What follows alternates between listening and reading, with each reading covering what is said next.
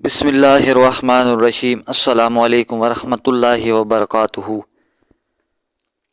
حریم Khan north Karachi Bharat میں حیدرآباد دکن سے 7 میل دور گولکنڈہ نامی ایک شہر ہے، جہاں ایک کسان اپنے کھیتوں میں بیج بو رہا تھا۔ صبح کا وقت تھا، علاقے کا نواب سیر کرتا ہوا وہاں سے گزرا۔ کسان کو محنت سے کام کرتے ہوئے دیکھ کر نواب نے سوچا کہ کسان سے اس کی خیریت دریافت کرنی چاہیے۔ وہ گھوڑے سے اترا اور کھیت کے کنارے پہنچ کر کسان سے پوچھا، کیوں بھائی، کھیتی باڑی میں تم اس قدر محنت کرتے ہو، کتنا کچھ کما لیتے ہو، کچھ فائدہ بھی ہوتا ہے یا نہیں؟ کسان نے سر اٹھایا اور نواب سے کہا، فائدہ کیا جناب، فصل کٹنے کے بعد اس کے 4 حصے کر لیتا ہوں۔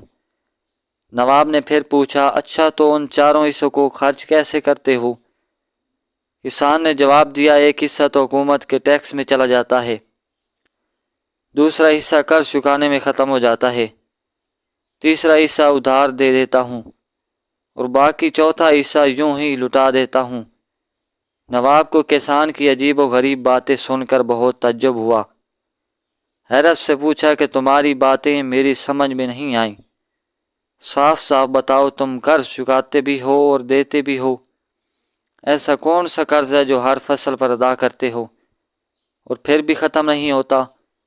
اور وہ کون ہے جسے تم ہمیشہ قرض دیتے ہو اور پھر 1/4 رقم تم یوں ہی اڑا لیتے ہو؟ کسان نے جواب دیا، جناب بات دراصل یہ ہے کہ میرے والد نے ایک ساہوکار سے رقم ادھار لی تھی، والد کے مرنے کے بعد اس کا سود میں ادا کرتا ہوں، ایک حصہ ٹیکس دینے کے بعد دوسرا حصہ ہی ادا ہو جاتا ہے، اور تیسرا حصہ کسے ادھار دیتے ہوئے؟ نواب نے پوچھا۔ کسان نے کہا، میں اپنے 2 لڑکوں پر خرچ کرتا ہوں تاکہ بڑھاپے میں وہ مجھ پر خرچ کریں۔ نواب نے پوچھا، اور یہ ایک حصہ فضول کیوں اڑا دیتے ہو؟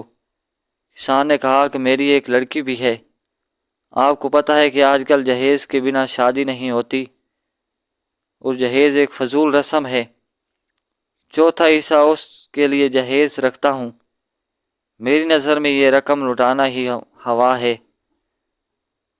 نواب اس کے مدلل گفتگو سے بہت متاثر ہوا اور ایک بڑی رقم اسے انعام کے طور پر دیکھ کر رخصت ہو گیا۔ یہ ایک زبردست واقعہ ہے، اس کو سن کر ہم اپنی زندگی میں تبدیلی لا سکتے ہیں۔